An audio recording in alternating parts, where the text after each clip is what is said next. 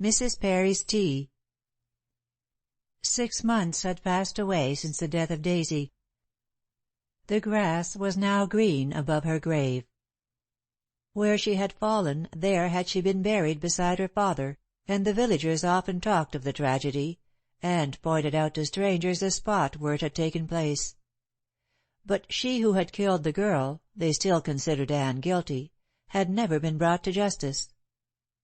From the day she had fled on Ware's motor car nothing had been heard of her. No one troubled about the dead girl. Daisy had not been very popular during her life, and now that she was gone her name was scarcely mentioned. For a time Mrs. Morley had placed flowers on the green mound, but after her return from Brighton had desisted. The grass grew long, and the path beside the grave green. A tombstone of white marble had been erected by Giles, and already that was becoming discoloured. Daisy and her resting place were forgotten. The poor child might have been dead 100 years, instead of 6 months. Only the tale of her death remained as a fireside legend, to be amplified and improved upon as the years went by. After that one sensation, life went on in Rickwell very much as it had always done. Morley and his wife returned to the Elms, and instead of having a new governess the triplets went to school. Mrs. Morley never spoke of Anne or Daisy, and seemed to grow no more cheerful than before even in the perfect summer weather. She still looked pale and subdued, and her eyes still had in their watery depths an anxious expression. Everyone said that she was regretting the death of Daisy and the wickedness of Anne. But others remarked that she had looked just as haggard and worn before as after the tragedy. Mrs. Parry gave it as her opinion that the poor lady had a secret sorrow, and tried by skilful questioning to learn what it was. But either Mrs. Parry was not clever enough, or Mrs. Morley had no secret to reveal, for the scandal-monger learned nothing. The only thing that Mrs. Morley said was that she missed her girls. Whereupon Mrs. Parry told her that she ought to be ashamed of herself, seeing that the 3 were getting a good education. However, this did not seem to console Mrs. Morley much, for she wept copiously in her usual fashion. The good old lady returned to her cottage very much disgusted.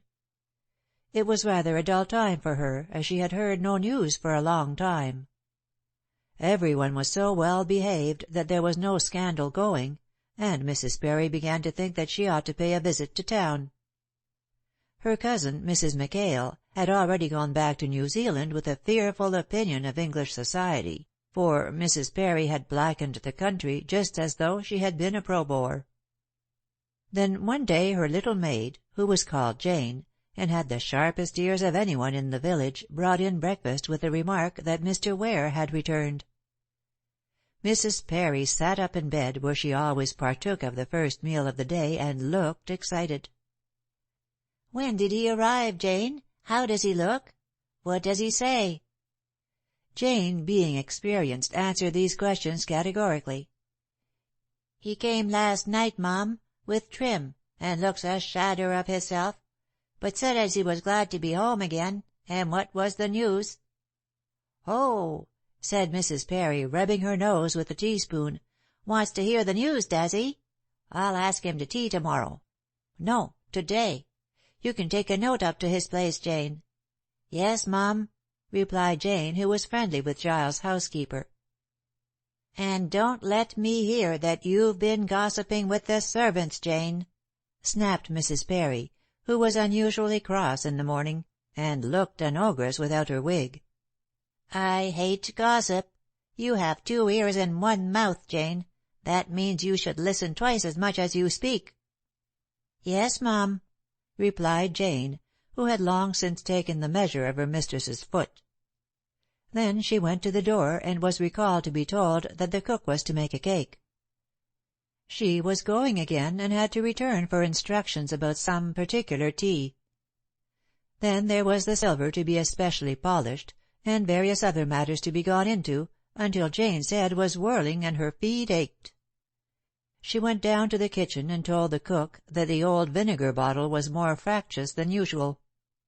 If only Mrs. Parry had heard her! but she thought Jane was afraid of her, whereas Jane was meek to her face and saucy behind her back. The old lady heard all the gossip in the neighborhood, but she never knew the remarks that were made in her own kitchen.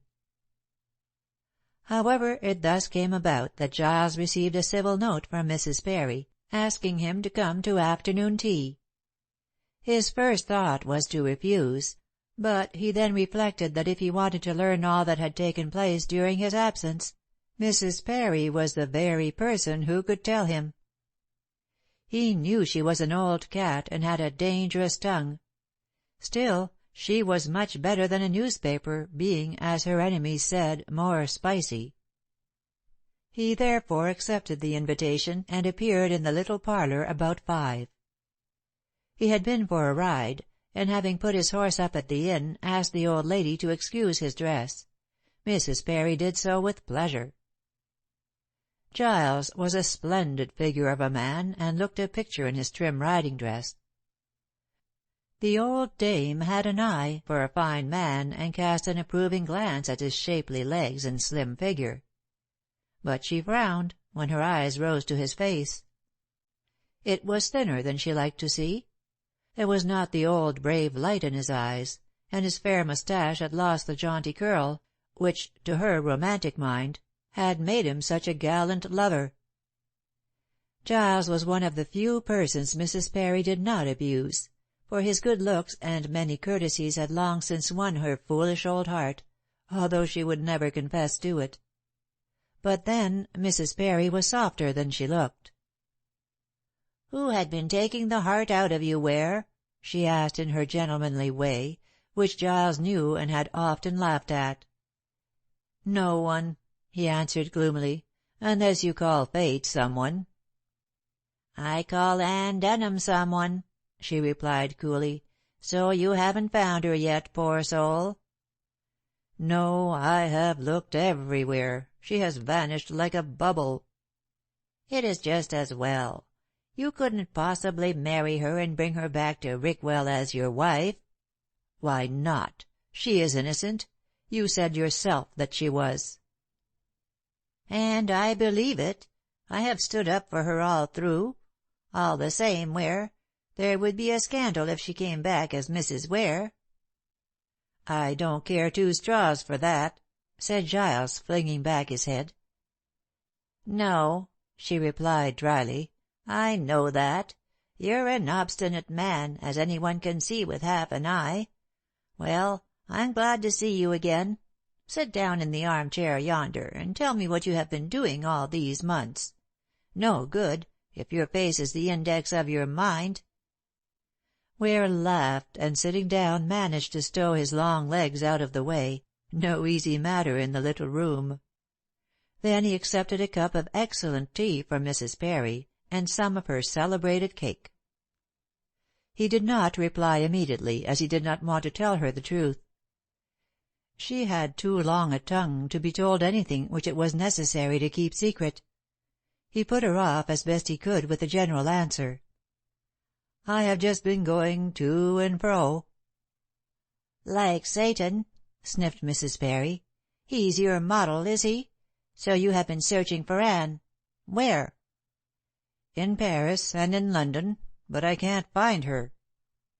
"She doesn't want you to find her," replied the old lady. "If she did, you would stand face to face with her soon enough." "That goes without speaking," retorted Ware. "However, my adventures would not amuse you, Mrs. Perry. Suppose you tell me what has been going on in these parts." "As if I knew anything of what was going on," said Mrs. Perry. Giles laughed. It was a fiction with Mrs. Perry that she never interfered with other people's business, whereas there was not a pie within miles into which she had not thrust her finger. But he knew how to start her tongue. "The Morleys, what about them?" "No change, Ware. The Tricolor has gone to school. I mean the 3 children, although I can't get out of the habit of calling them by that ridiculous name. Mrs. Morley is as dismal as ever, and seems to miss Anne very much." "As well she might. Anne was a good friend to her. And Morley?" "He has found a new friend," said Mrs. Parry triumphantly, "a man called Franklin." "George Franklin?" cried Ware, startled, for he had heard all about the fortune from Steel. "He is the man who inherited the $5,000 a year that Powell left to Daisy. Steel, the detective, told me, and now I think of it, Morley told me himself when I was ill." "It's the same man, Ware. He has been here 2 months, and has taken the Priory." "That's a cheerful place," said Giles. "Why, it has been standing empty for 3 years." "I know. The last tenants left because they said it was haunted." "Rubbish! And by what?" "By a white lady. She wanders up and down the park, wringing her hands. But this Franklin evidently does not believe in ghosts, for he has been there these 2 months, and never a word from him." "What kind of a man is he?" "A tall man with very black eyes, and a black beard. No," added Mrs. Parry, correcting herself, "I am wrong. He had a beard when he first came, and now has shaved it off." "Have you seen much of him?" "Hardly anything. Morley is the only person with whom he is intimate in any degree. He hardly ever comes out, and when people call he is not at home. Why the man should have $5,000 a year I can't make out. He does no good with it." "Any family? A wife?"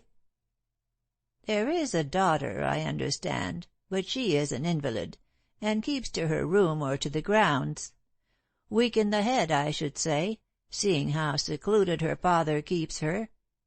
"Have you seen her?" "Yes. I came on her unexpectedly one day, or rather one evening. A short girl with red hair and a freckled face. She looks a fool, and was dressed in all the colors of the rainbow.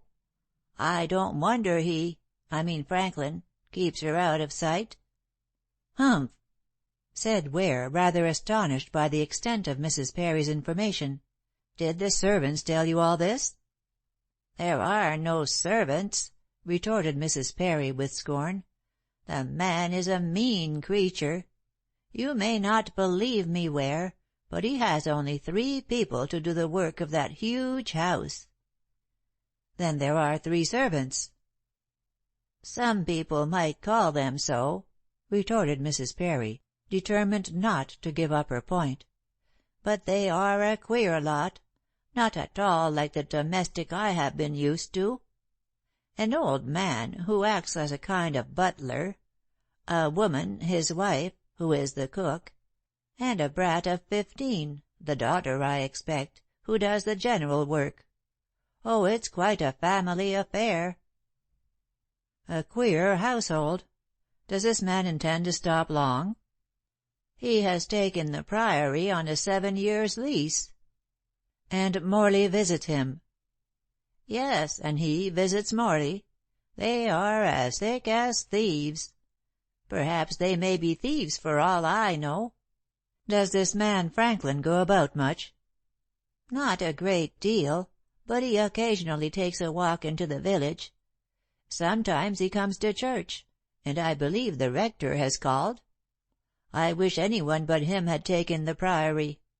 We want company in this dull place. Will you call and see him?" "I ought to," replied Ware slowly, "seeing that I was engaged to Daisy, who should have had the money. But from what you say I should not think Franklin would care to see me, and certainly he does not seem to be a desirable neighbor."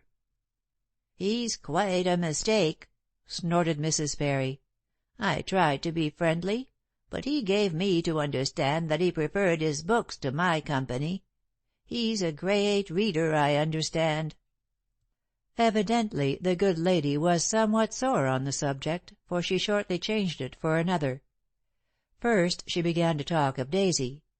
Secondly, wonder who had killed her and why. And thirdly, she made mention of the grave. "There's something queer about that," she remarked, rubbing her nose, a sure sign of perplexity. "How do you mean, queer?" "Well, Mrs. Parry looked thoughtfully at her guest, then before replying she gave him permission to smoke. "I like the scent of a cigar about the place," she said. "It reminds me of the Colonel. He was an awful man to smoke. The one habit I could not break him of." Giles lighted a cigarette willingly enough, and repeated his question. This time he got an answer that surprised him. "It's this way," said the old lady, taking up her knitting. "For some time the grave was quite neglected." "No. I gave orders that it should be looked after. I told Drake and my gardener. He's a friend of the sexton's, and I thought there would be no trouble." "There has been, then," said Mrs. Parry triumphantly. "The sexton and your gardener quarrelled, and have not been on speaking terms for months. Thomas, the sexton, won't let Williams do anything to the grave, and out of spite won't touch it himself, so it went to rack and ruin. The grass is long, or rather was long, and the flowers all gone to seed. A sore wreck, Ware." "I am most annoyed. I'll see about it to-morrow." "There is no need. The grave is now as neat as a new pin. The grass is clipped and fresh flowers were planted a month ago. I never saw a grave better kept. Quite a labor of love." "And who has done this? Mrs. Morley?" "Pish!" said the old dame pettishly. "As though that woman had the gumption to do anything. Humph! No one knows who has done it." "What do you mean?" Ware looked puzzled. "What I say, I usually do. The grave has been put to rights. At first few people noticed it, because few go into that corner. But one day some imp of a choir boy saw the improvement and told old Thomas. He came and looked at it, and others came. No one knew who had put it to rights. Then," continued Mrs. Parry impressively, "it was discovered that it was done at night." "At night?" "Yes. But no one seems to know by whom or at what time. Every morning some fresh improvement was noted. Some people watched, but saw no one coming. Yet when the watching was dropped, there was something fresh done. It may be a brownie," added Mrs. Parry with a sniff, "but it's a mystery. Even I can't find out the truth." "It's very strange," said Ware thoughtfully. "It's worse. It's improper," cried Mrs. Parry in her sternest voice. "I see no reason why such a thing should be done in the darkness of night. Though, to be sure," she continued, rubbing her nose, "we have had moonlight lately." "I must see into this," said Ware, rising. "You'll find nothing. Everyone has watched, but to no purpose, my friend. Now the idiots talk of ghosts, and what not." "What do you think yourself?" asked Giles. "Why, that someone who loved Daisy better than you did has taken pity on her neglected grave, and—" "Don't!" he cried, wincing. "I did my best to make her happy. The engagement was unfortunate." "The marriage would have been still more so. It is just as well the poor girl died. No, no, I don't blame you. But Anne—" "Don't say a word against Anne," he interrupted quickly. Then, before his hostess could reply, he took his leave. "I must be going now." Mrs. Parry was not at all pleased, but knowing how far she could go, decided that she had reached the limit of his forbearance. With feminine craft she smothered her resentment and parted from him in the most cordial manner. All the same, she still held to her opinion that Anne was not the wife for her favorite. Giles went at once to the churchyard to view Daisy's grave. He found everything in good order. The grass was shorn, the flowers were blooming, and the white marble of the stone had been cleansed carefully. Wondering who had performed this labor of love, he returned to get his horse. At the gate of the churchyard a tall man passed him with bent head. As he brushed past the young squire he raised it suddenly. Giles saw a clean-shaven face, large black eyes, and a sallow complexion. He stood aside to let him pass. "Rather a nice day," said Ware pleasantly. "Very," responded the man, and continued his walk. Giles knew very well that he was the new tenant of the Priory. It was in his mind to speak to him, but on second thoughts he decided to do so on a more propitious occasion. Standing at the gate, he looked thoughtfully after the retiring figure. There was something familiar about it and about the face of the man. His eyes especially aroused a vague recollection in his mind, but he could not, as the saying goes, put a name to it. But while walking to the inn it suddenly flashed into his brain that this was the man whom he had seen in church on that fatal New Year's Eve. "It's the clerk," he said breathlessly. "He has shaved his beard. He is Wilson, the man who fled with Anne, who murdered poor Daisy." End of Chapter 12. Read by Céline Major.